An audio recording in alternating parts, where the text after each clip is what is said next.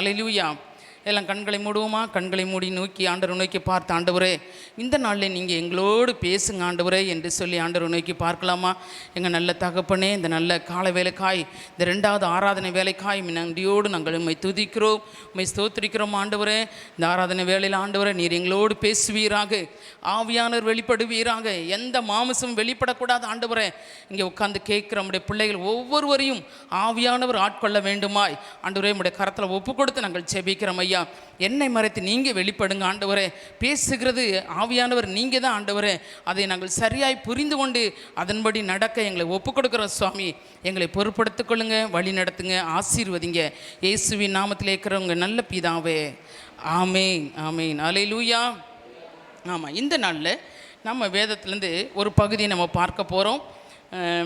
நம்ம வேதத்தில் இருக்கிற அத்தனையும் தேவ ஆவியினால் எழுதப்பட்ட வார்த்தைகள். எந்த வார்த்தையும் எந்த மனுஷனால் எழுதப்படவில்லை, எல்லாம் தேவ ஆவியினாலே எழுதப்பட்ட வார்த்தைகள். சரியா? அப்போ நம்ம என்ன செய்யணும்? நம்ம அதை ஆராய்ந்து பார்க்கணும். யோவான் 5:39 நீங்கள் வாசித்தீங்கன்னா, வேதத்தை ஆராய்ந்து பாருங்கள், அதனால் உங்களுக்கு என்ன கிடைக்கும்? நித்திய ஜீவன் கிடைக்கும். வேதத்தை நம்ம என்ன செய்யணும்? ஆராய்ந்து பார்த்தா அதன் மூலமாக நமக்கு என்ன கிடைக்குமா? நித்திய ஜீவன் கிடைக்கும். அதே மாதிரி பார்த்திங்கன்னா செப்பனியா 2:2 வாசித்தோம்னா அதில் ஒரு வசனம் இருக்கு, அதை வாசிமா. செப்பனியா 2:2 வாசிங்க. நீங்கள் உங்களை உய்த்து ஆராய்ந்து சோதியுங்கள். உங்களை உள்ளான மனுஷனை நல்லா உத்து பார்த்து என்ன செய்யணுமா? ஆராய்ந்து பார்த்து சோதித்து பார்க்கணுமா. அப்போ நம்மளுடைய வாழ்க்கையில் நம்ம வேதத்தின்படி சரியாக நடக்கிறோமா அப்படின்னு சொல்லி ஆண்டவர் நம்மளை சோதித்து பார்க்க சொல்லி சொல்கிறாரு. உங்களை என்ன செய்யணுமா? ஒய்த்து ஆராய்ந்து சோதியுங்கள் அப்படின்னு சொல்லி வேதம் சொல்லப்பட்டிருக்கு. அதே மாதிரி பார்த்தீங்கன்னா புலம்பல் 3:40 கூட நீங்கள் வாஸ்து பாருங்கள். அதுலேயும் கூட அப்படித்தான் நம்மளை சோதித்து பார்க்க சொல்லி நம்மளை ஆராய்ச்சி பண்ணும்படியாக ஆண்டவர் சொல்லியிருக்கிறார். நம்ம அப்படி வேதத்தின்படி நம்ம நடக்கிறோமா, வேதத்தை விட்டு நம்ம வெளியே போயிருக்கிறோமா அப்படிங்கிறத குறித்து நாம் அவ்வப்போது நம்மளை என்ன செய்யணும்? சோதனை செய்து பார்த்துக்கிறணும். அப்படி பார்த்தா நம்முடைய வாழ்க்கையில் நம்ம எப்பொழுதும் நம்ம ஜெயம் பெற்றுக்கொள்ளலாம். இப்பொழுது நம்முடைய வேத பகுதியை நம்ம வாசிப்போம். ஆதியாகமம் 5ஆம் அதிகாரம் 24வது வசனத்தை வாசிப்போம். ஏனோக்கு தேவனோடு சஞ்சரித்து கொண்டிருக்கையில் காணப்படாமல் போனான். தேவன் அவனை எடுத்துக்கொண்டார். ஹல்லேலூயா. யாருக்கு சந்தோஷமே இல்லையா? ஹல்லேலூயா. ஆமாம், தேவனோடு ஒரு மனுஷன் சஞ்சரித்து காணாமல் போயிட்டான், தேவன் எடுத்துக்கொண்டான் வேதம் சொல்லுது. அதுக்கு உங்களுக்கு அல்லிலியா வரமாட்டேங்குது. ஏன்னா அவ்வளோ கஷ்டம், ஏன் ஆண்டவரா எடுத்துட்டாரு அப்படின்னு இல்லை. அப்போ தேவனோடு சஞ்சரித்து ஒரு மனுஷன் காணப்படாமல் போனால் அவனை தேவன் எடுத்துக்கொண்டான்னு சொல்லி வேதம் நமக்கு சொல்லுகிறது. அல்லேலூயா. ஆமாம், அப்போ தேவனோடு நடந்த ஒரு மனுஷன், அவனை தேவன் எடுத்துக்கொண்டார். அந்த ஆதியாகமத்தில் 5ஆம் அதிகாரத்தில் நீங்கள் 1லேருந்து 32 வரைக்கும் வாசித்தீங்கன்னு சொன்னீங்கன்னா, அந்த அதிகாரத்தில் சொல்லப்பட்டிருக்கிறது 8 முறை மரித்தான் மரித்தான் மரித்தான் என்று வரும். நீங்கள் வீட்டில் போய் நீங்கள் நல்லா உட்காந்து வாஸ்து 1, 2 நம்பர் போடுங்க, அதில் எல்லாம் வரும் மரித்தான் மரித்தான் மரித்தான் என்று சொல்லி 8 முறை வரும். இந்த ஒரு மனிதனை மட்டும்தான் ஆண்டவர் எடுத்துக்கொண்டார் அப்படின்னு சொல்லி வசனம் வரும். அப்போ இதில் ஒருவன் மட்டும் எப்படி எடுத்துக்கொள்ளப்பட்டான், மற்றவங்கள்லாம் மரித்தார்கள். புதிய ஏற்பாட்டு காலத்தில், பழைய ஏற்பாட்டு காலத்தில் தேவன் ஆதாமிலிருந்து இதுவரைக்கும் இவர் 7வது தலைமுறை. யார்? ஏனோக்கு 7ஆம் தலைமுறை. அப்போ அந்த 7வது தலைமுறையில் இருக்கிற இந்த மனுஷன் எப்படி தேவனோடு இருந்து சஞ்சரித்து அவன் எடுத்துக்கொள்ளப்பட்டான் அப்படிங்கிறத குறித்து நம்ம என்ன செய்யணும்? பார்க்கணும். இந்த ஒரு மனுஷனை மட்டும் ஆண்டவர் ஏன் எடுத்துக்கொண்டாரு, எப்படி அவரை எடுத்துக்கொண்டாரு, ஏன் அவரை எடுத்துக்கொண்டாரு, மற்றவங்களெல்லாம் எடுத்துக்கொள்ளலே, இவங்களுக்கு முன்னாடி இருந்தவங்கெல்லாம்.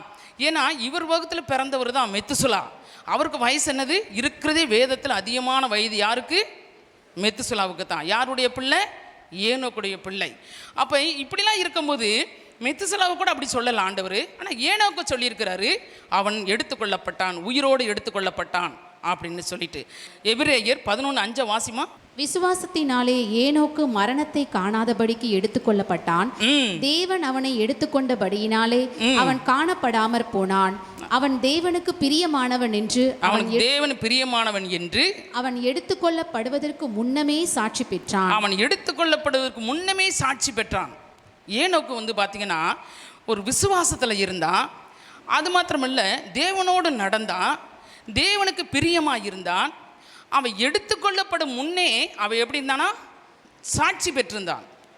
அவனுடைய வாழ்க்கையில் சாட்சி, என்ன சாட்சி அப்படின்னு சொன்னால், அவர் இருந்தது வந்து பழைய ஏற்பாட்டு காலத்தில் அவர் இருக்கும்போது 7வது தலைமுறையிலேயும் இயேசு கிறிஸ்து வருவார் என்று சொல்லி பலமாய் சாட்சி சொன்னவர் அவர். யூதா புஸ்தகம் 1ஆம் அதிகாரம் 14-15 வாசிப்போமா? ஆதாமுக்கு 7ஆம் தலைமுறையான ஏனோக்கும், ஆதாமுக்கு 7ஆம் தலைமுறையான ஏனோக்கு இவர்களை குறித்து இதோ எல்லோருக்கும் நியாய தீர்ப்பு கொடுக்கிறதற்கும், எல்லாருக்கும் நியாய தீர்ப்பு கொடுக்கிறதற்கும், அவர்களில் அவபக்தி உள்ளவர்கள் யாவரும் அவபக்தியாய் செய்து வந்த சகல அவபக்தியான கிரியைகளின் நிமித்தம், ஆமா, அவபக்தியான கிரியைகள், பக்தியோடு இருக்கிறதுக்குல அபபக்தியான கிரியைகளை நடப்பிக்கிறதுக்கு தமக்கு விரோதமாய் அவபக்தியுள்ள பாவிகள் பேசின கடின வார்த்தைகள் எல்லாவற்றின் நிமித்தமும் அவர்களை கண்டிக்கிறதற்கும், அதை அவர்களை கண்டிப்பதற்கு ஆயிரமான தமது பரிசுத்தவான்களோடு ஆயிரமான தன்னுடைய பரிசுத்தவான்களோடு கூட கர்த்தர் வருவார் அல்லேலூயா என்று முன்னறிவித்தான். யாரு? ஏனோக்கு. அல்லேலூயா. அப்படி பலமாய் தேவனை குறித்து, இயேசு கிறிஸ்து குறித்து, அவருடைய வருகையை குறித்து பலமாய் சாட்சி சொன்ன மகன் தான் அந்த ஏனோக்கு. சரியா? அப்படி சொல்லித்தான் அவர் என்ன செஞ்சார்? தேவனோடு சஞ்சரித்தார். இந்த ஏனோக்கு ஏன் எடுத்துக்கொள்ளப்பட்டார் அப்படின்னு சொல்லி பார்த்தீங்கன்னா, அதுக்கு ஒரு அடையாளம் என்னன்னு சொன்னால், அவர் வந்து எப்படி எடுத்துக்கொள்ளப்பட்டார்னா, உபத்திரவத்தை பார்க்காதபடி அவர் எடுத்துக்கொள்ளப்பட்டார். அவர் எந்த உபத்திரத்தையும் காணவில்லை, அதற்கு எடுத்துக்கொள்ளப்பட்டார். இந்த நாட்களிலே, நம்ம இருக்கிறதான இந்த நாட்களிலே தேவனுடைய வருகை இருக்குமானால், 2ஆம் வருகை இருக்குமானால், நம்ம சபையும் என்ன செய்யப்படும்? எடுத்துக்கொள்ளப்படும். உலகத்தில் இருக்கிற ஆண்டவருக்கு பிரியமான மனவாட்டியாக இருக்கிற சபை எடுத்துக்கொள்ளப்படும். இந்த சபை எடுத்துக்கொள்ளப்படுவதற்கு ஒரு முன்ன அடையாளமாகத்தான் ஏனோக்கு எடுத்துக்கொள்ளப்பட்டார். அதை அப்படி சொல்லுவாங்க. ஏன்னு சொன்னால், ஒரு சபை வந்து ஒவ்வொருத்தர காலத்துக்கு முன்னாடி எடுத்துக்கொள்ளப்படும் அப்படின்னு தான் நம்ம எல்லாரும் பார்க்குறோம், எதிர்பார்த்து கொண்டு இருக்கிறோம். சபையோடு போயிடணும், இல்லைன்னா ஆண்டவருடைய வருகைக்கு முன்னாடி போயிடணும், இல்லை ஆண்டவருடைய வருகையில் நம்ம இருப்போம்னா சபையோடு நம்ம எடுத்துக்கொள்ளப்படணும். அதற்கு நம்ம ஆயத்தமாக இருக்க வேண்டும். அப்போ பார்த்தீங்கன்னா, இந்த இடத்துல ஏனோக்கு எடுத்துக்கொள்ளப்படுவதற்கு ஒரு முன்னடையாளம் எது அப்படின்னு சொன்னால், சபைக்கு ஒரு முன்னடையாளமாக அவர் இருந்தார். சரியா? அவர் எடுத்துக்கொள்ளப்பட்ட உபத்திரவத்தை பார்க்காதபடி அவர் என்ன செஞ்சார்? எடுத்துக்கொள்ளப்பட்டால் நம்மளும் அதற்கு என்ன செய்யணும்? திருச்சபையும் அதற்கு ஆயத்தமாக இருக்கணும். அது மாத்திரமல்ல, முற்காலத்திலே ஏனோக்கு வாழ்ந்த நாட்களிலே 2 பேர் தேவனோடு சஞ்சரித்தார்கள். எத்தனை பேர்? 2 பேர் தேவனோடு சஞ்சரித்தார்கள். ஆதியாகமம் 5:24 நம்ம வாஸ்ததானா ஏனோக்கு தேவனோடு சஞ்சரித்தார். அதே ஆதியாகமம் 6:9 வாசிப்போமா? நோவாவின் வம்ச வரலாறு. நோவா தன் காலத்தில் இருந்தவர்களுக்குள்ளே நீதிமானும் உத்தமனுமாய் இருந்தான். நோவா தேவனோடே சஞ்சரித்து கொண்டிருந்தான். ஆமா, பாத்தீங்களா? 2வது ஒரு மனிதர் யாருன்னா, நோவா யாரோட சஞ்சரித்தாரா? தேவனோடு சஞ்சரித்து கொண்டிருந்தார். அவர் யாரு? உத்தமன், நீதிமான். சரியா? அவர் உத்தமமாக இருந்தார், நீதிமானாக இருந்தார், தேவனோடு என்ன செஞ்சார்? சஞ்சரித்தார். ஏனோக்கு அப்படி இருந்தார்? தேவனோடு சஞ்சரித்து அவரோட நடந்து காணாமல் போனார், தேவன் எடுத்துக்கொண்டார் அப்படின்னு சொல்லி சொல்லப்பட்டிருக்கிறது. அடுத்து பார்த்தீங்கன்னா, அவர் விசுவாசம் உள்ளவனாக இருந்தார், பிரியமுள்ளவராக இருந்தார், தேவனோடு நடந்தார், ஆனால் தேவனை எடுத்துக்கொண்டார். அப்போ ஒரு மனிதன் எப்படி இருக்கணும் தெரியுமா? விசுவாசம் உள்ளவனாக இருக்கணும், தேவனோடு நடக்கணும், தேவனுக்கு பிரியமாக இருக்கணும், தேவன் முன்பாக சாட்சி பெற்றவனாக இருக்கணும். அவனை தேவன் என்ன செய்வார்? எடுத்துக்கொள்ளுவார். அல்லேலூயா. நம்மளுடைய வாழ்க்கையிலும் இது முக்கியமாக காணப்படணும். இந்த காரியங்கள் எல்லாம் நமக்கு காணப்படணும்.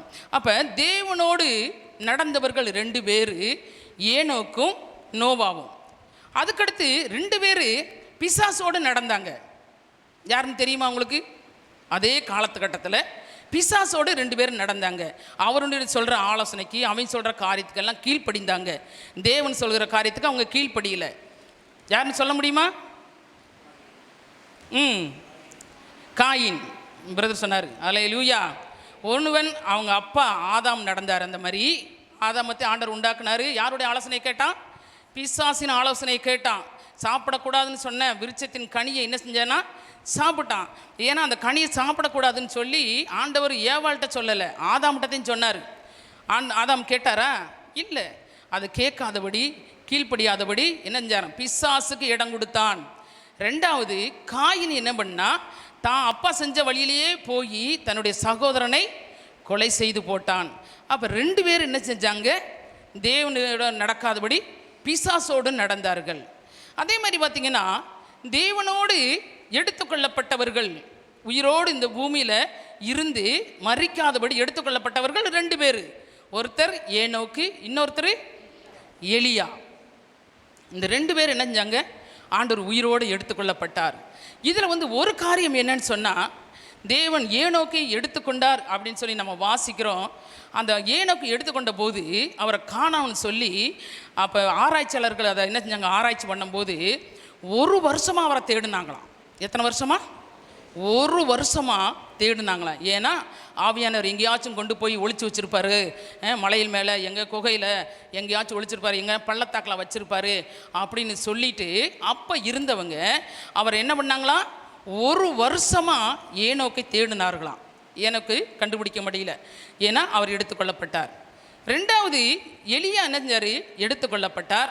அதை பார்க்கும்படியாக எலிசா கூட இருந்தார். அவர் எடுத்துக்கொள்ளப்படும் போது அதை சொல்லிவிட்டு, நான் போக போகிறேன், நீ என் கூட வாப்பா அப்படின்னு சொல்லி கூப்பிட்டு கொண்டு போகிறார். எல்லாம் கடந்து போய் ஆண்டவர் என்னை எடுத்துக்கொள்ளப்பட போகிறாரு, பார்த்துக்க அப்படின்னு சொல்லிட்டு. இதில் நமக்கு ஒரு காரியம் விளங்கும். என்ன காரியம் விளங்கும்னு சொன்னால், எடுத்துக்கொள்ளப்பட்டதும் நம்ம பார்க்கல, எலியா பார்த்துட்டாரு. தேவன் அவரை மரணத்தை காணாதபடி எடுத்துக்கொண்டார், அது நமக்கு தெரியாது. அவர் எப்படி எடுத்துக்கொள்ளப்பட்டார், எந்த மாதிரி போனார், எப்படி ஏறி போனாரா, இல்லை ஆண்டவர் இந்த கூட்டு போனாரா, யாருமே பார்க்கல எடுத்துக்கொள்ளப்பட்டது. ஆனால் எலியா எடுத்துக்கொள்ளப்பட்டதை நம்ம அவர் என்ன செஞ்சார், ஒரு ஆள் பார்த்தாரு, அவர் சொல்கிறாரு, நமக்கு தெரியும். சரியா, வேதத்தில் எழுதப்பட்டிருக்கிறது. இந்த 2 காரியமேவும் நமக்கு ஒரு நாள் நடக்கும். அல்லேலூயா. நமக்கு ஆண்டவருடைய வருகையில் நம்ம இருந்து எடுத்துக்கொள்ளப்படும் போது இந்த 2 காரியமே தெரியும். ஒன்று என்னது, காணாமல் போன ஏனோக்கு எப்படி எடுத்துக்கொள்ளப்பட்டாரோ அதே போல் நம்மளும் எடுத்துக்கொள்ளப்படுவோம். இதை எடுத்துக்கொள்ளப்படும் போது நம்மளும் பார்ப்போம். எலியா எடுத்துக்கொள்ளும் போது எப்படி எலிசா நின்று பார்த்தாரோ அதையும் பார்ப்போம். அப்போ இந்த 2 காரியமே நீங்களும் நானும் எடுத்துக்கொள்ளப்படும் போது 2 காரியமும் அந்த இடத்துல விளங்கும். நம்ம இது வரைக்கும் எதுவுமே பார்க்கல இல்லை. அப்போ நம்ம எடுத்துக்கொள்ளப்படும் போது அந்த 2 காரியமும் விளங்கும். எப்படி விளங்கும், வாசிப்போமா அந்த காரியத்தை? 1 கொரிந்தியர் 2ஆம் அதிகாரம் 9-10 வாசிங்களேன். அங்கே ஆண்டவர் எழுதி வச்சிருக்கிறார் பாருங்களேன். எழுதியிருக்கிறபடி தேவன் தம்மேல் அன்பு கூறுகிறவர்களுக்கு ஆயத்தம் பண்ணினவைகளை கண் காணவும் இல்லை, உங்க கண்ணு காணல, காது கேட்கவும் இல்லை, உங்க காது கேட்கல, அவைகள் மனுஷனுடைய இருதயத்தில் தோன்றவும் இல்லை. அது மனுஷனுடைய இருதயத்தில் என்ன செய்யுது, தோன்றாது. நீங்க கற்பனை பண்ணி பாருங்க, எலியா எப்படி எடுத்துக்கொண்டு போயிருப்பாரு. ஒரு ரதம் வந்துச்சு, அவரை கொண்டு போயிருச்சு, அவர் பார்த்தாரு. ஏனோக்கு எப்படி கொண்டு போகப்பட்டார், எடுத்துக்கொள்ளப்பட்டார், தெரியாது. சரியா? இப்போ இந்த 2 காரியம் நமக்கு தெரியணும்னா நம்ம எடுத்துக்கொள்ளப்படும் போது தான் தெரியும். அதுக்கு கீழே உள்ள வசனத்தை வாசிமா. நமக்கோ தேவன் அவைகளை தமது ஆவியினாலே வெளிப்படுத்தினார். அதை தேவன் நமக்கு என்ன செய்றார், ஆவியினாலே வெளிப்படுத்துவார். அந்த ஆவியானவர் எல்லாவற்றையும் தேவனுடைய ஆழங்களையும் ஆராய்ந்திருக்கிறார். ஆமா, அந்த ஆவியானவர் தேவனுடைய ஆழங்களை ஆராய்ந்திருக்கிறார், அறிந்திருக்கிறார். நமக்கு ஒரு நாள் வரும், அப்ப நம்ம என்ன செய்வோம், அதை 2ஐயும் நம்ம என்ன செய்வோம், பார்ப்போம். அல்லேலூயா. ஆமா, சரி. இப்போ நம்ம என்ன செய்ய போறோம்னா, யாரை பற்றி பார்க்க போகிறோம் அப்படின்னு சொன்னால், ஏனோக்கை பற்றி நம்ம பார்க்க போகிறோம். ஏனோக்கு எப்படி அவன் எடுத்துக்கொள்ளப்பட்டான் அப்படின்னு சொல்லி நம்ம பார்க்கணும். சரியா? அதற்கு முன்பாக, ஏனோக்கு எடுத்துக்கொள்ளப்படுவதற்கு முன்பாக அவன் எப்படி இருந்தான் அப்படிங்கிறத உங்களுக்கு சொல்கிறேன், அப்போத்தே உங்களுக்கு புரியும். ஏனோக்கு பார்த்தீங்கன்னா 21ஆம் வசனம் வாசிமா. 5:21 வாசி. ஏனோக்கு 65 வயதான போது, ஏனோக்கு 65 வயதா இருக்கும்போது மெத்துசுலாவை பெற்றான். எத்தனை வயசுல? 65 வயதில் மெத்துசுலாவை பெற்றான். அப்போ அவனுக்கு 65 வயசு. அப்போ அவன் என்ன செஞ்சான், ஆண்டவரையும் பார்க்கல, ஆண்டவர் பற்றி அவனுக்கு தெரியாது, ஆண்டவர் மேலே விசுவாசம் இருக்கணும்னு சொல்லி விசுவாசமாக இருக்கணும் அப்படிங்கிறதும் அவனுக்கு தெரியாது. ஆனால் அவனுக்கு 65 வயசில் மெத்துசுலா பிறந்துட்டான். திருப்பி அதே வசமா 23-24 வசனம் அதே அதிகாரத்தில், ஏனோக்குடைய நாளெல்லாம் 365 வருஷம். ஏனோக்குடைய நாளெல்லாம், ஏனோக்கு அவன் வாழ்ந்த நாளெல்லாம் 365 தான். அல்லேலூயா. சரியா? 65 அவனுக்கு குழந்தை பிறகு 65 வயசு வரைக்கும் ஆண்டவரை தெரியல. ஆனால் 65 வயசுக்கு பிறகு அவன் 365 வருஷம் தான் உயிரோடு இருந்தான். அது பிறகு அவன் இல்லை. அதுக்கு அடுத்த வசனம், ஏனோக்கு தேவனோடே சஞ்சரித்து கொண்டிருக்கையில், அப்பதான் ஏனோக்கோடு சஞ்சரித்து கொண்டிருக்கையில் காணப்படாமல் போனான். அப்ப ஏனோக்கோடு ஏனோக்கு தேவனோடு சஞ்சரித்த நாட்கள் எவ்வளவு? 300 வருஷம். 65 வருஷம் இல்லை, 300 வருஷம். 300 வருஷம் தேவனோடு ஏனோக்கு 300 வருஷமா. ஒரு நாள் இல்லை, 2 நாள் இல்லை. நீங்கள் ஒரு நாள் ஆண்டவரோடு நீங்கள் நடக்க முடியுமா? தீர்மானிச்சிருக்கிறீங்களா? அப்போ ஏனோக்கு 300 நாள் தேவனோடு நடந்திருக்கிறான். அது நீங்கள் உங்கள் கற்பனைக்கு கொண்டு வாங்க. நம்மளுடைய ஆயுசு நாட்கள் எவ்வளவு? 70 வருஷம்தான். சங்கீதத்தில் நீங்கள் வாசித்து பார்த்தீங்கன்னா நம்முடைய ஆயுசு நாட்கள் 70 வருஷம். பெல்லத்தின் மிகுதியால் 80 வருஷம். அதனுடைய மேன்மை என்னவா? வருத்தமும் சஞ்சலமும். சரியா? ஆண்டவர் 10 வருஷம் நமக்கு கூட்டி கொடுக்குறாரு அப்படின்னு சொன்னால் அதனுடைய மேன்மை, அதனுடைய சந்தோஷம் என்னன்னு சொன்னால் வருத்தமும் சஞ்சலமும். உட்கார முடியல, எந்திரிக்க முடியல, நடக்க முடியல, சாப்பிட முடியல, தூங்க முடியல, தூக்கம் வரலை, தலை வலிக்குது, கால் வலிக்குது, கை வலிக்குது. இதெல்லாம் என்னது? வருத்தமும் சஞ்சலமும். இதுதான் வேதம் நமக்கு சொல்லுகிறது. சரியா? ஆனால் இந்த பழைய ஏற்பாட்ட காலத்தில் ஏனோக்கு 300 வருஷம் அவன் தேவனோடு நடந்திருப்பான் என்றால் அவன் எத்தனை காரியத்தில் தேவனுக்கு பிரியமான பிள்ளையாக இருந்திருப்பான். பார்த்தீங்களா? எத்தனை காரியத்தில் தேவனுக்கு பிரியமான பிள்ளையாக இருந்திருப்பான். இப்போ தேவனோடு அவன் 300 வருஷம் நடந்திருக்கிறானா அவன் எப்படி இருந்திருப்பான் அப்படின்னு சொல்லி நம்ம பார்ப்போம். முதலாவது அவன் எப்படி இருந்திருக்கிறான்? ஆமோஸ் 3:3 வாசிப்போமா? 2 பேர் ஒருமனப்பட்டிருந்தால் ஒழிய ஒருமித்து நடந்து போவார்களோ? ஆமாம், தேவனோடு நடந்தா. அப்போ இங்கே ஒரு வசனம் சொல்லுது, 2 பேர் ஒருமனப்பட்டிருந்தால் ஒழிய அவங்க நடந்து போகக்கூடுமோ? கேள்வி. 2 பேர் நீங்கள் ஒருமனமாக இல்லைன்னா எந்த காரியத்திலும் ஜெயம் பெற முடியாது. சரியா? அதனாலதான் ஒருமனப்பட்டு செபிக்கணும் அப்படின்னு சொல்லி சொல்கிறோம். பேதுரு பார்த்தீங்கன்னா சிறைச்சாலையில் இருக்கும்போது கூட பார்த்தீங்கன்னா அவங்க சபையாரெல்லாம் கூடி எப்படி ஜெபம் பண்ணாங்களா? ஒருமனப்பட்டு ஊக்கத்தோடு ஜெபம் பண்ணாங்க. அப்படி பண்ணதுனால தான் அவர் வெளியே வந்தார்.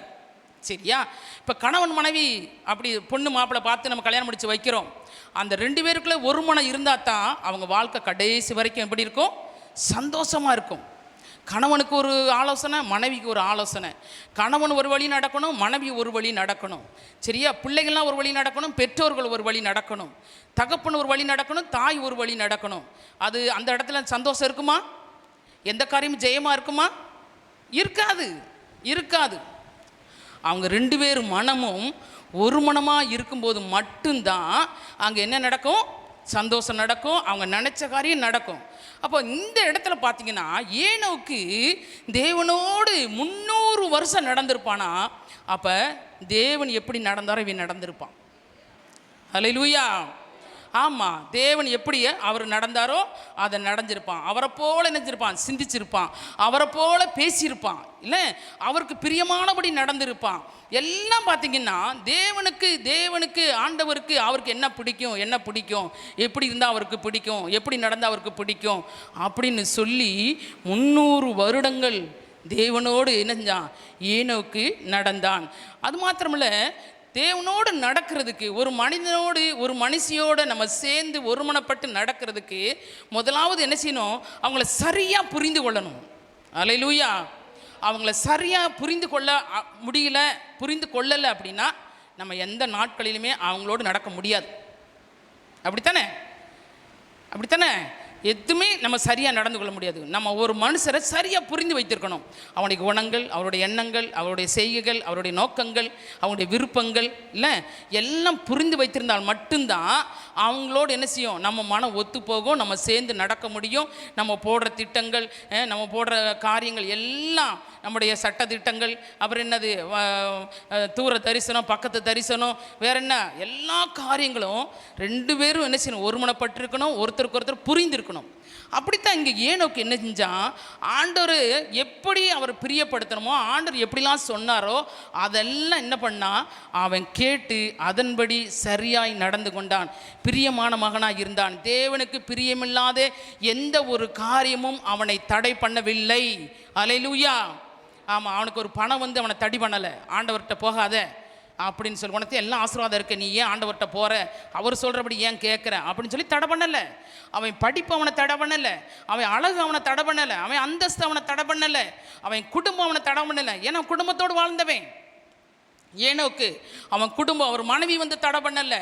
அவங்க தடை பண்ணியிருந்தாலும் அவர் என்ன செய்யல, அதுக்கு நேரத்தை கொடுக்கல, சமயத்தை ஒதுக்கலை, இடத்த ஒதுக்கலை, சரியா, சந்தர்ப்ப சூழ்நிலையை ஒதுக்கி எனக்கு இவங்க வேணாம் அப்படின்னு சொல்லி ஆண்டவர் ஒதுக்கி தள்ளலை. அவங்கள ஒரு வேளை ஒதுக்கி தள்ளி இருந்திருக்கலாம், அது வேணான்னு ஒதுக்கி தள்ளியிருக்கலாம். எந்த காரியமா, பணமோ படிப்போ பொருளோ உறவினர்களோ இனபந்துக்களோ யாருமே, மனைவியோ பிள்ளையோ பதவியோ எதுவுமே வந்து ஏனோக்கை தேவனோடு நடப்பதற்கு தடை பண்ணவே இல்லை. அல்லேலூயா. இன்னைக்கு நம்ம காரியங்களில் எத்தனை காரியம் நம்மளை தடை பண்ணுகிறது யோசனை பண்ணி பார்த்துருக்கீங்களா? ஆலயத்துக்கு வரும்போது யாராச்சும் வருவாங்க, அப்போத்தையும் பேசிகிட்டு இருப்போம், அப்புறம் போய்க்கலாம். 5 நிமிஷம் கழித்து போகலாம், 10 நிமிஷம் கழித்து போகலாம், அரை மணி நேரம் கழித்து போகலாம். உங்களுக்கு தடை இல்லை? செல்லில் ஃபோன் வந்துருச்சுன்னா அது என்னாச்சு, அதை பேசி அரை மணி நேரமோ 3/4 மணி நேரமோ பேசிட்டு அப்புறம் போகலாம். இது ஒரு தடை இல்லை? வேதத்தை வாசிக்க வேண்டிய நேரத்தில் செல்லை பார்த்து எத்தனை ஃபேஸ்புக்கு பார்க்குறது என்ன, யூடியூப்பு பார்க்குறது என்ன, வேறு என்னென்ன அதில் இந்த செல்லில் என்னென்னா வருதோ அத்தனைக்கும் நேரத்தை ஒதுக்கி தேவனுடைய காரியத்தில் நம்ம நேரத்தை கொடுப்பதை, எவ்வளவு நம்ம நேரத்தை அந்த காரியங்கள் சாப்பிடுது அப்படிங்கிறத நம்ம உணராமல் இருக்கிறோம். ஆனால் அந்த நாட்களில் எதுவுமே இல்லை. அதனால தான் ஒருவேளை தேவனோடு அவர் நடந்தார என்னமோ, இருந்தாலுமே மற்ற காரியங்களோட அவரை எதுவுமே தடை பண்ணவே இல்லை. இன்றைக்கி நம்மளுடைய காரியங்களை நீங்கள் எடுத்து காலையில் எந்திரிச்சோன்னே நீங்கள் டைம் டேபிள் மாதிரி போட்டுக்கங்க. காலையில் எந்திரிச்சோன்னே எவ்வளோ நேரம் ஆண்டவருக்கு ஒதுக்குறோம், எப்படி உங்கள் சொந்த காரியத்துக்கு ஒதுக்குறோம், எதுக்கு எந்தெந்த நேரத்தை ஒதுக்குறோம், நீங்கள் டைம் டேபிள் போட்டு வச்சு பார்த்தீங்கன்னா தேவனுக்கு கொடுக்குற நேரம் 1/4 மணி நேரம் கூட இருக்காது. எவ்வளோ நேரம் இருக்காது? 1/4 மணி நேரம் கூட இருக்காது. ஏன்னா ஒரு நாளைக்கு 2.5 மணி நேரம் ஜெபம் பண்ணணும், தசமாக கொடுக்கணும் ஒரு நாளைக்கு அப்படின்னு நீங்கள் நினச்சிங்கன்னா 2.5 மணி நேரம் என்ன செய்யணும், தசமாகத்தை கொடுத்தே ஆகணும். 2.5 மணி நேரம் ஜெபிக்கிறீங்களா? சொல்லுங்க பார்ப்போம். எனக்கு டைமே இல்லை சிஸ்டர், நான் வேலைக்கு போகணும், காலையில் எந்திரிக்கணும், பிள்ளைகளை ஸ்கூலுக்கு அனுப்பணும், பாடம் சொல்லி கொடுக்கணும், இன்னும் வேறு என்ன செய்யணும், சமையல் பண்ணணும், அவங்க வருவாங்க இவங்க வருவாங்க, அதை பண்ணணும் இதை பண்ணணும், பீச்சுக்கு போகணும், நடக்கணும், அவங்கள்ட்ட பேசணும் இவங்கள்ட்ட பேசணும், எல்லாம் நேரம் ஒதுக்குறோம். தேவனுக்கு கொடுக்க வேண்டிய நேரத்தை நம்ம கொடுக்குறோமா? கொடுக்கறது இல்லை. நமக்கு தடை. நம்ம அவ்வளோதான் நேரத்தை ஒதுக்குறோம். ஆண்டவர் சொல்கிறார், வேதத்தில் சொல்லப்பட்டிருக்கிற இரவும் பகலும் கர்த்தருடைய வேதத்தில் தியானமாக இருக்கிற மனுஷன் பாக்கியவான். சங்கீதத்தில் சொல்லப்பட்டிருக்கோம்னா சங்கீதத்தில். அப்போ நம்ம பாக்கியவானாக இருக்கணும்னா இரவும் பகலும் வேதத்தில் தியானமாக இருக்கணும். முடியும். ஒரு மனுஷன் வாழ்ந்து காட்டியிருக்கான் வேதத்தில், நம்மளால் முடியும். விசுவாசியாக இருக்க நம்மளால் முடியும். ஆண்டவர் செய்வார். அந்த காலத்துக்கு ஒரு சத்தியம், இந்த காலத்துக்கு ஒரு சத்தியம் இல்லை. சத்தியம் தான் எந்த காலத்துலையும். இப்பயும் சத்தியம்தான், முன்னாடியும் சத்தியம்தான், இன்னும் எத்தனை தலைமுறை வந்தாலும் அதே சத்தியம்தான். சத்தியம் எதுவும் மாறவே மாறாது. ஆனால் நம்மதான் என்ன செய்யறோம் தெரியுமா, அவ்வப்போது என்ன செய்கிறோம், மாறிக்கொள்கிறோம். சரியா? அப்படி இல்லாதபடி நமக்கு எந்த காரியமும் தடை கொண்டு வருமானால் அந்த தடைகளை நம்ம என்ன செய்யணும், நீக்கி போடணும். தேவனோடு நடக்கிற காரியத்தில் உனக்கு தடை வருதா, அந்த தடையை எடுத்து போடுங்க. எப்படி தேவனோடு எனக்கு 300 வருஷம் நடந்தாமா, நம்ம ஒரு நாள் நடக்க முடியாது. ஒரு நாள் நம்ம நடக்க மாட்டோம். யோசனை பண்ணி பாருங்கள். உங்கள் எண்ணத்துக்கு சிந்தனைக்கு கொண்டு வாங்க. இன்றைக்கி நம்ம எப்படி இருந்தோம், காலையில் எத்தனை மணி நேரத்துக்கு முன்னாடி எந்திரிச்சோம், எவ்வளோ நேரம் வேதம் வாசித்தோம், எவ்வளோ நேரம் ஜெபம் பண்ணோம், எத்தனை மணிக்கு ஆலயத்துக்கு வந்தோம். கற்பனை பண்ணி பாருங்கள். நீங்கள் செஞ்சு நீங்கள் நடக்கையை கொண்டு வாங்க, கொண்டு வந்து பாருங்கள். எவ்வளவு நம்ம ஆண்டவரை ஏமாத்துறோம், அவரை நிர்விசாரப்படுத்துகிறோம், அவரை அவமதிக்கிறோம், விசுவாசின்னு பேர் சொல்கிறோம். எவ்வளோ லேட்டாக வர்றோன்னு தெரியுமா? மற்றதுக்கெல்லாம் முக்கியத்துவம் கொடுப்போம், ஆண்டவருக்கு முக்கியம். உனக்கு ஜீவனை கொடுத்தவர், உன்னை ஆசீர்வதிக்கிறவர், உனக்கு எல்லாம் கொடுக்குறவர், சுகத்தை தர்றவர், பலத்தை தர்றவர், நீ கேட்கும் போதெல்லாம் உன் பக்கத்தில் வந்து நிற்கிறவர், உன் கண்ணீரை துடைக்கிறவர், அவர் எல்லாம் செய்கிறவர் அவர். ஆனால் அவருக்கு நம்ம என்ன செய்ய மாட்டோம், நேரத்தை கொடுக்க மாட்டோம், காலத்தையும் கொடுக்க மாட்டோம், சமயத்தையும் கொடுக்க மாட்டோம், எதையும் கொடுக்க மாட்டோம். ஆனால் ஆண்டவர் என்னை ஆசீர்வதிக்கணும். எப்படி ஆசீர்வதிப்பார்? எப்படி ஆசீர்வதிப்பார்? யோசனை பண்ணி பாருங்க. அப்போ தேவனோடு நடக்கிறதுக்கு முதல்ல என்ன வேணும்? அவரை சரியாய் புரிந்து கொள்ள வேணும். நமக்குள்ள ஒரு மனம் இருக்க வேண்டும். அப்படி இருந்தால் மட்டும்தான் தேவனோடு நம்ம என்ன செய்ய முடியும்? நடக்க முடியும். ஹல்லேலூயா, ஹல்லேலூயா. அடுத்து ஒரு காரியத்தை பார்ப்போம். தேவனோடு நடக்கிறது வேற, நடக்கை வேற. சரியா? இப்போ இந்த இடத்துல பார்த்தீங்கன்னா தேவனோடு நடக்கிறது வேற. அவர் சொல்கிறபடி நம்ம நடக்கணும், அவர் சொல்கிறபடி செய்யணும், அவர் சொல்கிறபடி உட்காரணும், அவர் சொல்கிறபடி எந்திரிக்கணும், அவர் சொல்கிறபடி தூங்கணும், வைக்கணும். அது வேற. கேரக்டு நமக்கு எப்படி இருக்குது அப்படிங்கிறதும் நம்ம புரிந்து கொள்ளணும். நம்மளுடைய வாழ்க்கையில் ஆண்டவருடைய பிள்ளையாக வாழ்கிற நம்ம எப்படி இருக்கணும்? நம்ம வாழ்க்கையில் எல்லாம் சரியாக இருக்கணும். நம்ம நட வேறு மாதிரி பிசகி போயிடக்கூடாது. ஆண்டவரோடு நடக்கிறோம்னா அவருக்கு பிரியமானபடி நடக்கணும். நம்மளுடைய வாழ்க்கையில் கேரக்டர் ரொம்ப முக்கியம். சொல்லுவாங்க, பொண்ணு கேட்க போனால், மாப்பிள்ளை பார்க்க போனால் என்ன கேட்போம்? முதல்ல ஆமாம், அக்கம் பக்கத்தில் இருக்கவங்ககிட்ட விசாரிப்போம். இப்படித்தானே விசாரிப்போம். இவங்க நடக்க எப்படிங்க, இந்த பொண்ணு எப்படி நடக்குதோ, அந்த பையனுடைய நடக்கை உங்களை பற்றி தெரியுமா அப்படின்னா. நடக்கும்போது நல்லா தான் நடப்பான். நடக்கை அப்படின்னு பார்த்தா அவன் எப்படி இருக்கிறான் அப்படின்னு அந்த சர்டிஃபிகேட் நமக்கு கிடைக்கணும். பார்த்தீங்களா? அது ஆண்டவர் முக்கியமாக எதிர்பார்க்கிறாரு. சரியா? தேவனோடு நடக்கிறது சுத்தமாக இருக்க வேண்டும். உன்னுடைய வாழ்க்கையில் உன்னுடைய நடக்கை மிகவும் சுத்தமாக இருக்க வேண்டும். அப்படின்னு பார்த்தீங்கன்னா எத்தனையோ காரியத்தில் நம்ம என்ன செய்கிறோமா தெரியுமா? அப்படிப்பட்ட காரியத்தில் நம்ம தவறி போயிடுறோம். சரியா? சங்கீதம் வாசிப்போமா? சங்கீதம் 15:2 வாசிங்க. நம்ம எப்படி நடந்து நீதியை நடப்பித்து மனதார சத்தியத்தை பேசுகிறவன் தானே. உத்தமமாய் நடக்கணுமா? ஆண்டவர் சொல்றாரு, உன்னுடைய கேரக்டரை பார்த்து சொல்றாரு, நீ எப்படி நடக்கணும்? உத்தமனாய் நீ என்ன செய்யணும்? நடக்கணும். உத்தமம் இல்லாமல் நீ நடந்துடக்கூடாது. உத்தமன் சொல்லி பேர் வாங்குறது ரொம்ப கடினம். இப்போ நீங்கள் பார்த்தீங்களா, ஜோசன் படத்தில் பார்த்தீங்களா, ஆண்டவர் சொல்கிறாரு நாத்தான் வேலை பார்த்து, உத்தம இஸ்ரவேலன் அப்படின்னு. எங்கே பிலிப்பு அந்த நாத்தான் வேலை கூட்டு நீ பாரு, நாசரேத்து ஊர்லேருந்து ஒருத்தர் வந்திருக்கிறார், அற்புத அடையாளங்களை வந்திருக்கார். நினைவோம், ஆமாம், நாசரேத்து ஊர்லேருந்து ஒரு அற்புதம் நடக்குமோ அப்படின்னு சொல்லிட்டு ஒரு கேள்வி கேட்டுட்டு நாத்தான் வேல் வருவார். அப்போ இயேசு கிறிஸ்து அந்த இடத்துல சொல்கிறாரு, உத்தம இஸ்ரவேலன், என்னை பற்றி உங்களுக்கு எப்படி தெரியும் ஆண்டவரே அப்படின்னு சொன்ன. நினைவோம், நீ அத்தி மரத்தின் கீழே உட்காந்து நீ பேசிக்கிட்டு இருந்தீல, அப்பயே நான் உன்னை பார்த்துட்டேன். நீ பார்த்தது கொஞ்சம் தாப்பா, நீ பார்க்க போகிறது பெருசு, இதிலும் பெரிதானவர்களை காண்பாய் என்று சொல்லி அந்த உத்தம இஸ்ரவேலன் அப்படிங்கிற ஒரு பேரை இயேசு கிறிஸ்து அந்த நாத்தான் வேலுக்கு சொல்கிறார். அந்த மாதிரி பேர் வாங்கிறதுக்கு நீங்களும் நானும் ஆயத்தமாக இருக்கணும். உத்தம இஸ்ரவேலன். அப்போ நம்ம நடக்கையில் எப்படி இருக்கணுமா? உத்தமம் இருக்க வேண்டுமா? சரியா? இந்த நடக்கை, நம்ம செய்கை எல்லாம் சரியாகிறதுக்கு எல்லாவற்றுக்கும் ஒரு பிரமாணம் இருக்குது.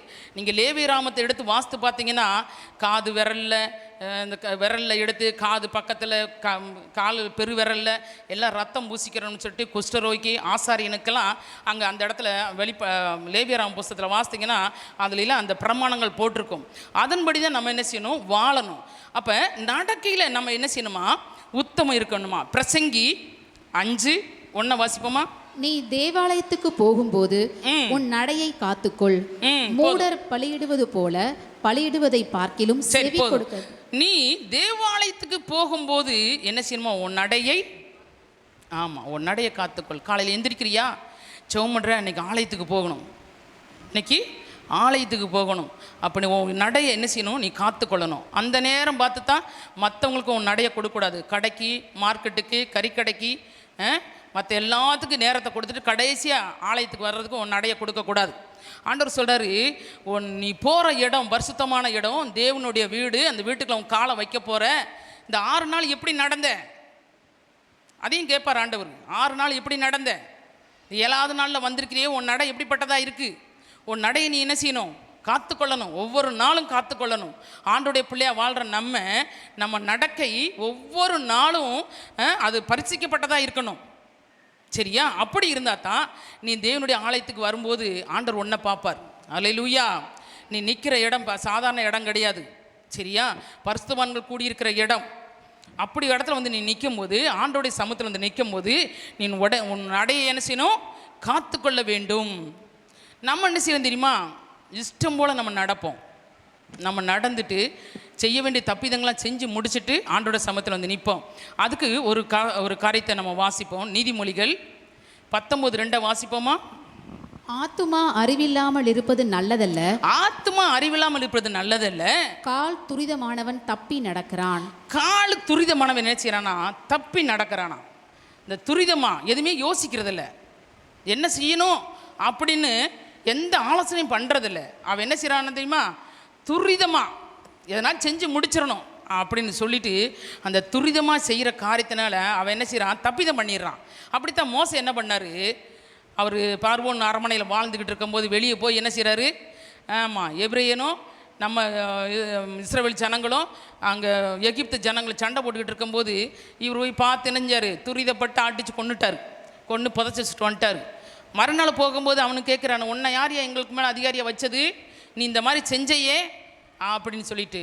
அதனால என்னஞ்சார் தெரியுமா? நம்முடைய தப்பிதம் தெரிந்து போச்சுன்னு சொல்லிட்டு அரண்மனையை விட்டு அவர் என்ன பண்ணார்? 40 வருஷமாக அலைஞ்சார் வனாந்தரத்தில். அப்படி துரிதப்பட்டு செய்கிற காரியத்தின் நிமித்தமாய் நமக்கு வர்ற ஆபத்து பெருசு. சரியா? நிதானிக்கணும். தேவனோட வார்த்தை என்ன சொல்லுகிறது அப்படிங்கன்னு சொல்லி நம்ம நிதானித்து சரியாய் நடக்கிறவர்களாய் காணப்பட வேண்டும். சரியா? அப்படி இருந்தோம்னு சொன்னால் நம்ம என்ன பண்ணலாம்? தப்பித்து கொள்ளலாம். இல்லைன்னா அவ்வளோதான். பேதுரு கூட பார்த்தீங்கன்னா ஆண்டவரை பார்த்து சொல்கிறாரு, ஆண்டவரே நீர், அவர் கேட்குறாரு, என்ன ஜனங்களை யார் என்று சொல்கிறார்கள் அப்படின்னு கேட்கும்போது பேதுரு மாத்திரம் சொல்கிறாரு, நீ ஜீவனுள்ள தேவனுடைய குமாரன் அப்படின்னு சொல்லி சொன்னோன்னே ஆண்டவர் சொல்கிறாரு, இது மாம்சம ரத்தம் உனக்கு வெளிப்படுத்தலை, தேவனே உனக்கு என்ன செஞ்சார்? இந்த காரியத்தை வெளிப்படுத்தினாரு அப்படின்னு சொல்கிறாரு. அப்படி சொல்லிட்டு ஆண்டவர் உடனே அவருக்கு பாராட்டுகளை சொல்லி என்ன செய்கிறாரு?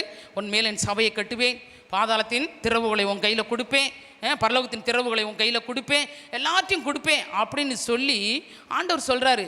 இதெல்லாம் சொன்னோன்னே இவருக்கு அவரே பெருமை வந்துருச்சு. அவர் என்ன செய்கிறார்? அடுத்து நம்ம என்ன செய்கிறோம்ன்றது கூட புரியாதபடிக்கு என்ன பண்ணார் தெரியுமா? அடுத்து அவருக்கு பாடுகள் வரும்போது, இயேசு கிறிஸ்துக்கு பாடு வரும்போது இவர் ஆண்டவரை கூட்டு போய் என்ன செஞ்சார்? ஆலோசனை சொல்ல போயிட்டார். இன்றைக்கி நம்ம கூட அநேகிறதா 2 வசனம் தெரிஞ்சிட்டா மற்றவங்களுக்கு ஆலோசனை சொல்லுவோம், புத்திமதி சொல்லுவோம், இப்படி நடத்துங்க, அப்படி நடத்துங்க, அதை பண்ணுங்க, இதை பண்ணுங்க அப்படின்னு சொல்லுவோம். ஆனால் நம்மள்ட்ட என்ன இருக்காது? ஒன்றுமே இருக்காது. ஜெப வாழ்க்கை இருக்காது, வேத வாசிப்பு இருக்காது, உபவாசம் இருக்காது, கண்ணீரின் ஜெபம் இருக்காது, ஆத்தும அறுவடை இருக்காது, ஆத்தும பாரம் இருக்காது, எதுவுமே இருக்காது. 2 வசனம் தெரிஞ்சிட்டா போதும், எல்லாம் நமக்கு ஆலோசனை சொல்லுவாங்க. இதே போல தான் பேதுரு என்ன பண்ணா? ஆண்டவரை கூட்டு போய், ஆண்டவரே இது உமக்கு நேரிடக்கூடாது, நீங்கள் என்ன செய்யக்கூடாது? சிலுவை சுமக்கக்கூடாது அப்படின்னு சொல்லி சொன்னது மட்டும் இல்லை, அவன் என்னஞ்சானா? கடிந்து கொண்டானா. ஆண்டவர் பார்த்தாரு, டேய் உன்னை பின்னாடி தானே இருக்க சொன்னேன், ஏன் முன்னாடி வந்த? நீ முன்னாடி நடந்து வந்து எனக்கு ஆலோசனை சொல்ல வந்துட்டியா? நீ பின்னாடி நட அப்படின்னு போ சாத்தானே அப்படின்னு சொல்லி பேதுருவை விரட்டி விட்டார். இன்றைக்கி நம்ம காரியங்களில் கூட அப்படித்தான் ஆண்டவருக்கு ஆலோசனை சொல்கிறவங்க நம்ம இருக்கிறோம். நிறைய நேரங்களில் என்ன செய்யணும்? நம்ம நடையை காத்து கொள்ள வேண்டும். நம்ம நடக்க ரொம்ப முக்கியமானது. அதை காத்து கொண்டாதான் தேவன் நம்மளோடு இடைவருவார். நம்ம வருகைக்கு என்ன செய்ய முடியும்? ஆயத்தமாக முடியும். அல்லேலூயா. 3வது ஒரு காரியம் கீழ்ப்படிதல். அல்லேலூயா. கீழ்ப்படிதல் மிகவும் முக்கியமானது. எப்படி ஆண்டவர் பரிசுத்தத்தை நம்ம எதிர்பார்க்குறாரு, அவர் நம்ம மனசோட அவர் மனசு ஒத்து போகணும், ஒரு மனத்தை எதிர்பார்க்குறாரு. 2வது நம்ம நடக்கையை சரியாக இருக்கணும் எதிர்பார்க்குறாரு. 3வது என்ன செய்கிறாரு? கீழ்ப்படிதலை ஆண்டவர் எதிர்பார்க்கிறாரு. என்ன பண்ணுறாரு? கீழ்ப்படிதலை எதிர்பார்க்கிறாரு. ஆதியாகமம் 6:9 வாசிங்க. நோவாவின் வம்ச வரலாறு. நோவா தன் காலத்தில் இருந்தவர்களுக்குள்ளே நீதிமானும் உத்தமனுமாயிருந்தான். நோவா தேவனோடு சஞ்சரித்து கொண்டிருந்தான். தேவனோடு சஞ்சரித்து கொண்டிருந்தான். தேவனோடு அவன் என்ன செய்யறான்? வாழ்றான். தேவனோடு சஞ்சரித்து கொண்டு இருந்தான். அதே 6:22 வாசிப்போமா? நோவா அப்படியே செய்தான். தேவன் தனக்கு கட்டளையிட்டபடியெல்லாம் அவன் செய்து முடித்தான். ஆமாம், பார்த்தீங்கன்னா கீழ்ப்படிதல். எந்த கேள்வியுமே கேட்கல. நோவாட்ட என்ன சொல்கிறார் ஆண்டவர்? வேலையை கட்டு அப்படின்னு சொல்கிறார். ஒன்றுமே சொல்லலை. அவர் சொன்னார், இவர் என்னஞ்சார்? கீழ்ப்படிந்தார். அப்படியே நோவா என்ன செஞ்சானா? செய்தானான். அப்படியேவும் நோவா செய்தான். 7:5 வாசிக்குமா? ஆதியாகமம் 7:5 வாசிப்போமா? நோவா தனக்கு கர்த்தர் கட்டளையிட்டபடியெல்லாம் செய்தான். பார்த்தீங்கன்னா நோவா கர்த்தர் தனக்கு கட்டளையிட்டபடியெல்லாம் செய்தான். ஒன்றில் கூட அவன் பிசகவே இல்லை. தேவனோடு சஞ்சரிக்கிறவங்க அப்படித்தான் இருப்பாங்க. தேவன் என்ன சொல்கிறாரோ கேள்வி கேட்கறது இல்லை, அப்படியே கீழ்ப்படிவாங்க. சரியா? அப்படியே கீழ்ப்படிந்து என்ன செய்வாங்க? அப்படியே செய்வாங்க. இந்த நோவாவுக்கு ஆண்டவர் சொன்னார், வாழ்கிற மனுஷன்தான். அந்த இருக்கிற ஜனங்களுக்குள்ளேயே நோவா உத்தமனும் நீதிமானுமாக இருந்தான். அவன் தேவனோடு சஞ்சரித்தான். அப்படித்தான் வேதம் சொல்லுகிறது. அதுக்கு அடுத்து நோவா கர்த்தர் சொன்னபடியெல்லாம் செய்தான். அதில் எல்லாவற்றையும் செய்து முடித்தான். ஒன்றில் கூட குறை வைக்கலை. ஒன்றில் கூட குறை வைக்கலை. நோவா கேள்வி கேட்டானா? பார்த்தீங்களா? ஆண்டவர் சொன்னார், பேழையை கட்டுப்பா அப்படின்னு சொல்லிட்டார். அப்போ பேழையை கட்டுறதுக்கு அவர் என்ன பண்ணியிருக்கணும்? ஆண்டவரே, எவ்வளோ பெரிய பேழையை கட்ட சொல்கிறீங்களே, அதுக்கு பணம் வேணுமே, நான் எங்கே போகட்டும் கேட்டாரா? இல்லை, கேட்கல. இவ்வளோ பெரிய பேழையை கட்டுறதுக்கு அந்த மரத்தை சொன்னீங்களே, அந்த மரத்தை நான் போய் வெட்டி எடுத்துகிட்டு வரணுமே, எனக்கு வண்டியிலேயே லாரியிலேயே ஆயுதங்கள் இல்லையே அப்படின்னு சொல்லி எதனாச்சும் கேள்வி கேட்டாரா? இல்லை, எந்த கேள்வியும் கேட்கல. சரியா? அது மாத்திரம் இல்லை, மிருகங்கள்லாம் பிடிச்சி ரெண்டு ரெண்டாக உள்ளே வைக்கணும் அப்படின்னாரு. எல்லாம் மிருகத்தில் என்ன செய்யணும்? ரெண்டு ரெண்டு ஜோடி ஜோடி என்ன செய்யணும்? உள்ள மிருகத்தை கொண்டு வந்து வைக்கணும் அப்படின்னு சொன்னார். நான் எங்கே ஆண்டவரே போய் இந்த மிருகத்தை நான் தேடி கண்டுபிடிச்சி கூட்டு வர்றது? என்ன ஆண்டவர் இப்படி ஒரு வேலையெல்லாம் ஏன்டா கொடுக்குறீங்க அப்படின்னு கேள்வி கேட்டாரா? சொல்லுங்கள், கேள்வி கேட்டாரா? எந்த கேள்வியும் கேட்கலம்மா, எந்த கேள்வியும் கேட்கல. கேள்வி கேட்காதபடி என்ன செஞ்சார்? அப்படியே கீழ்ப்படிஞ்சார். எல்லாவற்றிலும் ஒரு குறை இல்லாதபடி என்ன செஞ்சார்? செய்து முடித்தார். எல்லாவற்றையும் என்ன செஞ்சார்? செய்து முடித்தார். ஆண்டவர் சொன்னால் நம்ம கீழ்ப்படிய வேண்டியது நம்மளோட வேலை. என்ன வேலை? கீழ்ப்படிகிறது வேலை. கல்லை புரட்டினா கல்லை புரட்டிட வேண்டியதான். லாசர் உயிரோட எழுந்துச்சு வருவான். அல்லேலூயா. வலையை போடுனா வலையை போட வேண்டியதான். மீன் என்ன செய்யும்? வலை நிறைய நிரம்பி வரும். சரியா? தண்ணியை ஊற்று கச்சாடினா ஊற்ற வேண்டியது நம்ம வேலை. திராட்சை ரசம் மாற்றுறது அவருடைய வேலை. நமக்கு என்ன? கீழ்ப்படுகிறது தான் முக்கியம். நம்ம கீழ்ப்படியலைன்னு சொன்னால் ஆண்டவர் ஒரு அற்புதத்தையும் செய்ய முடியாது. இங்கே நோவா அப்படித்தான் என்ன பண்ணார்? கீழ்ப்படிந்தார். எல்லாவற்றிலும் கீழ்ப்படிந்தார். எந்த காரியத்திலையும் அவர் கேள்வி கேட்கவே இல்லை. கேள்வி கேட்கவே இல்லை. அதே எபிரேயர் வாசிப்போமா? எபிரேயர் 11:8 வாசிப்போம். விசுவாசத்தினாலே ஆபிரகாம் தான் சுதந்திரமாக பெறப்போகிற இடத்திற்கு போகும்படி அழைக்கப்பட்ட போது கீழ்ப்படிந்து தான் போகும் இடம் இன்னதென்று அறியாமல் புறப்பட்டு போனான். அல்லேலூயா. ஆபிரகாமை பார்த்து ஆண்டவர் சொல்றாரு, எப்பா நீ என்ன செய்யி? புறப்பட்டு போ. பதாம் அராமிலிருந்து என்ன சொல்றாரு? கானான் தேசத்துக்கு நீ என்ன செய்யி? புறப்பட்டு போ. அறியாத ஒரு இடம், அறியாத ஒரு தேசம். கேள்வி கேட்டாரா ஆண்டவர்? ஆண்டவர்கிட்ட ஆபிரகாம் கேள்வி கேட்டாரா? அப்படி வேதம் சொல்லுதா? இல்லை. நீ புறப்பட்டு போ அப்படின்னு சொன்ன உடனே என்ன செஞ்சாரு? ஆபிரகாம் என்ன செஞ்சாரு? எங்கே போகிறதுன்னு அவருக்கு தெரியாது. எந்த இடத்துக்கு போகிறோம்னு தெரியாது. எந்த திசை பக்கம் அந்த ஊர் இருக்குன்னு தெரியாது. சரியா? நீ போனாரு, புறப்பட்டு போயிட்டார். சரியா? அவர் புறப்பட்டு போய் என்ன செஞ்சார்? அந்த இடத்துக்கு போகிறதுக்கு போனார். ஒரு இடத்துல கூட ஒரு கேள்வி கேட்கல. காணாத இடத்துக்கு விசுவாசத்தில் புறப்பட்டு போனான் அப்படின்னு தான் வேதம் நமக்கு சொல்லுகிறது. அவர் அதில் என்ன செஞ்சார்? உறுதியாக இருந்தார். அப்போ கீழ்ப்படுகிறது எவ்வளோ முக்கியம் அப்படிங்கிறத நம்ம தெரிஞ்சுக்கணும். அப்படி இருக்கும்போது தான் நம்ம தேவனோடு சஞ்சரிக்க முடியும். தேவனோடு என்ன செய்ய முடியும்? சஞ்சரிக்க முடியும். அப்படி புறப்பட்டு போகிறதுக்கு அவர் எந்த விதத்தில் அவருக்கு எதுவும் தடையாக இருக்கவே இல்லை. தடையாக வந்த காரியத்தை கூட அவர் நினைஞ்சார்? உடை தெரிந்தார். ஆபிரகாம் பார்த்தீங்கன்னா புறப்பட்டு வரும்போது கானான் தேசத்தில் வந்தோடனே பஞ்சம் வந்து போச்சு. வந்து என்ன செய்கிறாரு? இப்போ பயங்கர பஞ்சமாக இருக்குது. ஒவ்வொரு இடத்துக்காக போகிறாரு. அப்புறம் போயிட்டு எங்கே கடைசியில் எங்கே போயிட்டார்? எகிப்துக்கே போயிட்டார். எகிப்துக்கு போயிட்டு அங்கே போய் பஞ்ச காலத்தில் அங்கேயே இருக்கிறார். அங்கே இருக்கும்போது அப்போ அந்த ஊருக்கு போகிறோம், அந்த ஊர் எப்படிப்பட்ட ஊர் அப்படின்னு ஆபிரகாமுக்கு ஏற்கனவே தெரிஞ்சிருக்கு. அதனால தான் அவர் சொன்னார், தன் மனைவியை பார்த்து சொல்கிறாரு, நீ மிகவும் அழகுள்ளவள், உன்னை என்ன செய்வாங்க அந்த ஊர்க்காரவங்க உன்னை தூக்கிட்டு போயிடுவாங்க. நீ என்ன செய்ய? என்னையா உங்கள் அண்ணன்னு சொல்லிடு, உன் சகோதரன் சொல்லிடு. அப்பொழுது என்ன உயிரோட வைப்பாங்க? ஒன்றை என்ன செஞ்சுருவாங்க? விடுதலை ஆக்கிடுவாங்க, ஒன்றை வச்சுக்கிடுவாங்க. இல்லைன்னா என்னை கொண்டு போட்டுருவாங்க அப்படின்னு சொன்னேன்னு இவ்வளோ சரின்னு சொல்லிட்டு புறப்பட்டு போகிறாங்க. அங்கே போகிற இடத்துல அதே மாதிரி தான் நடக்குது. அவங்க சொன்ன மாதிரி தீர்க்கதரிசன மாதிரி இவர் சொல்கிறாரு மனைவிட்ட. அங்கே அதே போல தான் நடக்குது. நடந்த உடனேவும் தேவன் அவங்களுக்கு குறுக்கிட்டு என்ன செஞ்சார் தெரியுமா? ஏன்னா இவனுடைய விசுவாசம், இவனுடைய நம்பிக்கை ஆண்டவர் மேலே இருந்தபடினால் ஒரு வசனத்தை வாசிக்கலாமா? 37 சங்கீதம் 31 வாசிப்போம். அவனுடைய தேவன் அருளிய வேதம் அவன் இருதயத்தில் இருக்கிறது. அவன் வேதம் அருளிய வேத வசனம் அவன் இருதயத்தில் இருந்தபடினால அவன் நடைகளில் ஒன்றும் பிசகுவது இல்லை. அவன் நடைகளில் ஒன்றும் அவனுக்கு பிசகலை. சரியா? ஆண்டவர் சொன்னார் ஒரு வார்த்தை அவன் மனசுக்குள்ள இருக்குது. ஆண்டவர் என்னை போ சொல்லிட்டாரு, போகிறேன். கேள்வி கேட்கல, நடைகளை ஒன்றும் பிசகலை. சரின்னு புறப்பட்டு போகிறாரு. அங்கே போய் என்ன பண்ணார், இப்படி நடந்த உடனேவும் ஆண்டவர் என்ன பண்ண தெரியுமா, என் பிள்ளை நான் சொன்னதுக்கு கீழ்ப்படிஞ்சு புறப்பட்டு வந்தான். அவன் என்ன செஞ்சான், அந்த ராஜாவை என்ன பண்ணார் ஆண்டவர், பயங்கர வாதத்தினால வாதித்தார். வாதித்தோடனே என்ன செஞ்சிட்டான், அவன் கூப்பிட்டு, டேய் உன் மனைவி ஏன்டா நீ மனைவின்னு சொல்லாமல் சகோதரின்னு சொன்ன, இந்தா நீ கூட்டு கொண்டு போ அப்படின்னு சொல்லி அவருக்கு என்ன பண்ணார், நிறைய உச்சிதமான காரியங்களை கொடுத்து, நிறைய பொருள்களை கொடுத்து என்ன செஞ்சார், அந்த ராஜா அனுப்பிவிட்டார், எகிப்தின் ராஜா அனுப்பி விட்டுட்டார். சரியா?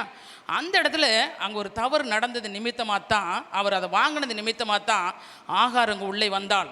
தேவனுடைய திட்டத்தை கெடுப்பதற்கு ஆகார் அங்கே உள்ளே வந்தாள். சரியா? ரெண்டாவது இடத்துக்கு வரும்போது பார்த்தீங்கன்னா, சோதோமுக்கு வரும்போது பார்த்தீங்கன்னா, தன்னுடைய சகோதரனுடைய மகன் யார், லோத்து என்ன செஞ்சிட்டாங்க, எல்லோரும் வந்து என்ன செஞ்சா, சோதம் ராஜா என்ன செஞ்சிட்டான், பிடிச்சிட்டு போயிட்டான், எல்லாத்தையும் அள்ளிட்டு போயிட்டான், எல்லாம் பண்ணிட்டான்.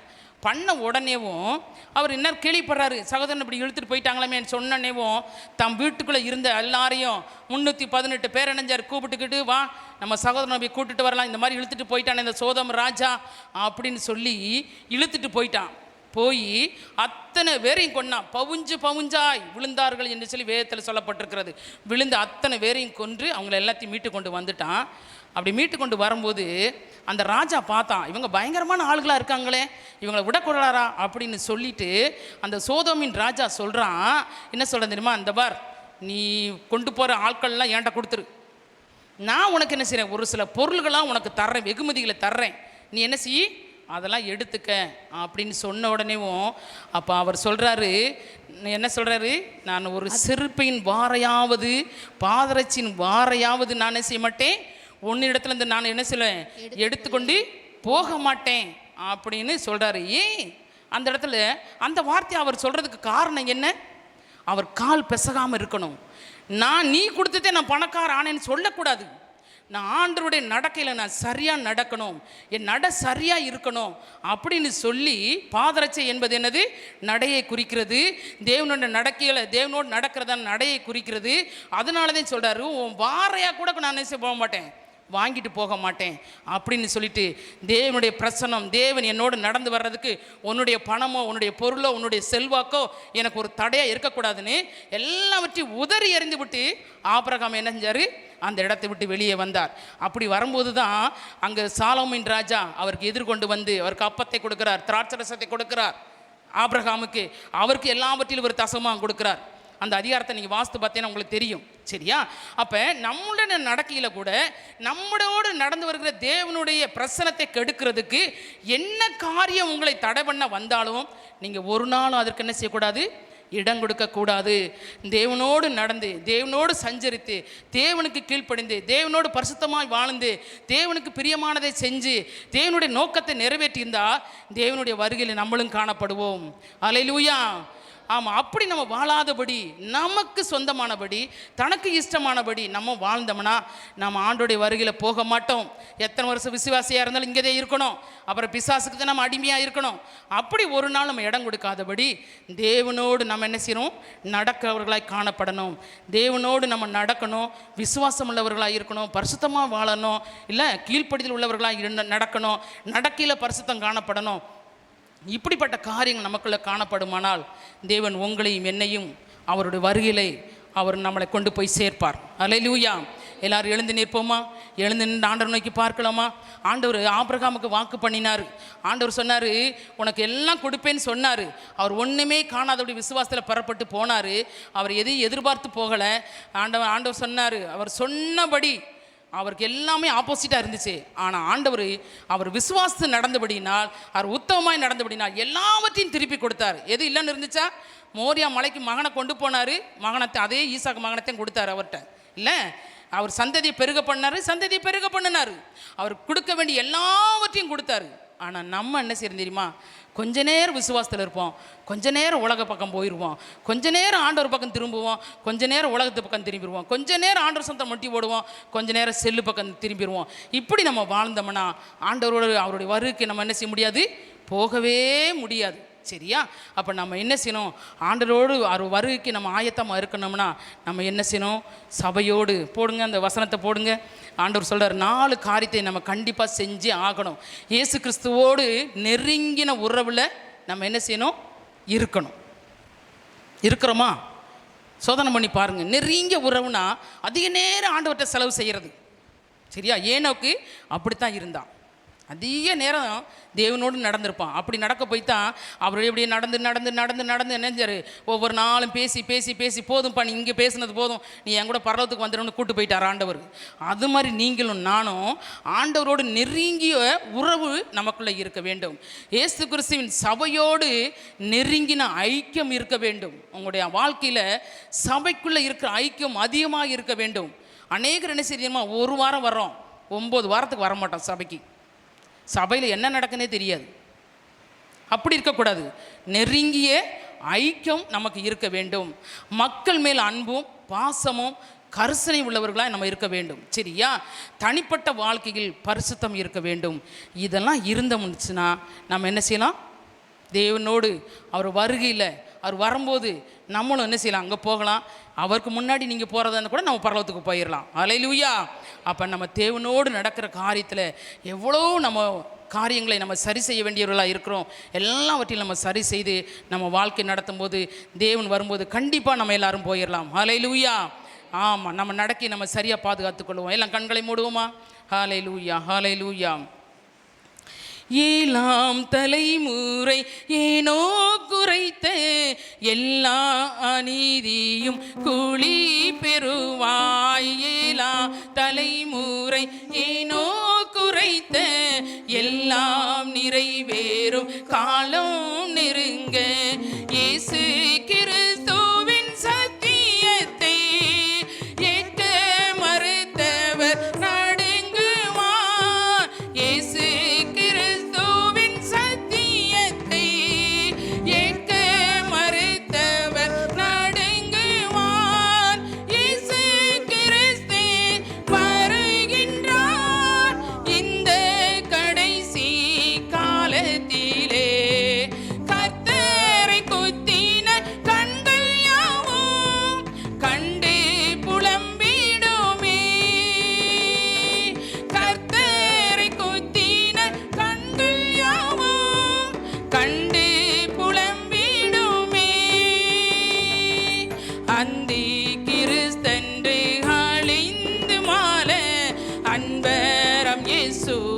ஜெயம் சிறக்க. அந்தி கிறிஸ்தன்று அழிந்து மால அன்பரம் இயேசுவே ஜெயம் சிறக்க.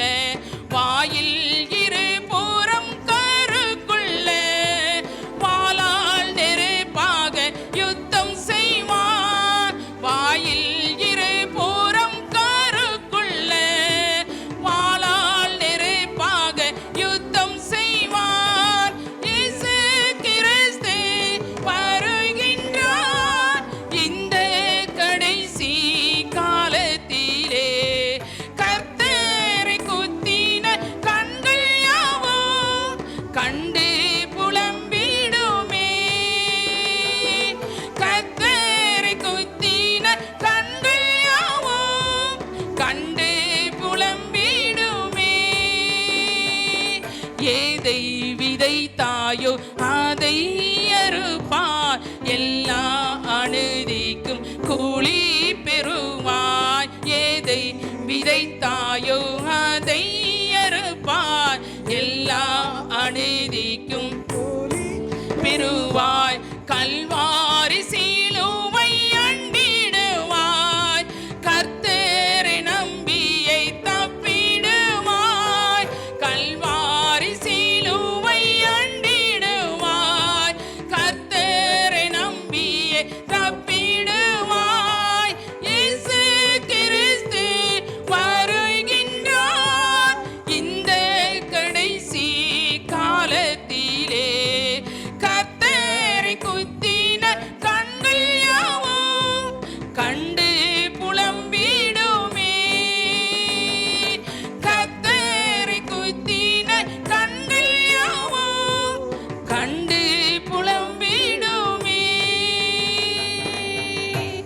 ஆமென் ஆண்டவரே.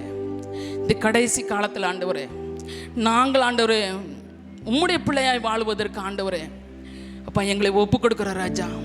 இந்த கடைசி காலத்தில் என்னெல்லாம் நடக்கும்னு சொல்லி ஆண்டவரே அப்போ நாங்கள் பார்க்குறோமே, மை குத்தின கண்கள்லாம் பார்க்கும் ஆண்டவரே. ஆனால் நாங்கள் உம்முடைய பிள்ளைகள் ஆண்டவரே, அந்த பாவத்தை மறுபடி செய்யாத அளவுக்கு ஆண்டவரே, என் தேவன் விரும்புகிற காரியத்தில் நாங்கள் ஈடுபடாதபடி, தேவனை மறுபடி சிலுவையை அறைகிறவர்களாய் நாங்கள் காணப்படாதபடி தகப்பனே எங்களை எல்லாவற்றிலும் ஒப்பு கொடுத்து ஆண்டவரே தேவனோடு நடக்கிற பிள்ளைகளாய் காணப்பட எங்களை ஒப்பு கொடுத்து நாங்கள் செபிக்கிறோம் ஆண்டவரே.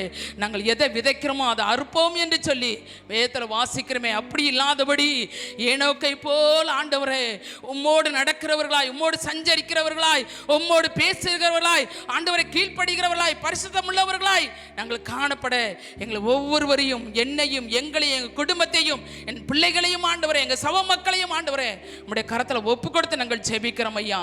ஒன்றில் இவங்க நடகை பிசகாதபடி விசுவாசத்தில் நடக்கிறவர்களாய் நாங்கள் காணப்பட எங்களை ஒப்பு கொடுக்கிற ராஜா. எந்த காரியம் ஆண்டவரே எங்களை உம்முடைய பிரசன்னத்துக்குள்ள கொண்டு வர விடாதபடி தடை பண்ணுகிறதோ அந்த காரியத்தை நாங்கள் தூக்கி எறிய எங்களுக்கு உதவி செய்யுங்கப்பா. எங்களை தூக்கி எறிய உதவி செய்யுங்க. விசுவாசிகள் என்ற பட்டியலில் இருக்கிற நாங்கள் ஆண்டவரை பிசாசு கடன் கொடுக்காதபடி உம்முடைய பிள்ளைகளாய் வாழ எங்களை ஒப்பு கொடுக்கிறோமாப்பா. நீங்கள் எங்களை பொறுப்படுத்திக் கொள்ளுங்க, ஆசீர்வதிங்க, வழி நடத்துங்க. இயேசுவின் நாமத்தில் இருக்கிற எங்கள் ஜீவனுள்ள நல்ல பிதாவே, ஆமேன், ஆமேன்.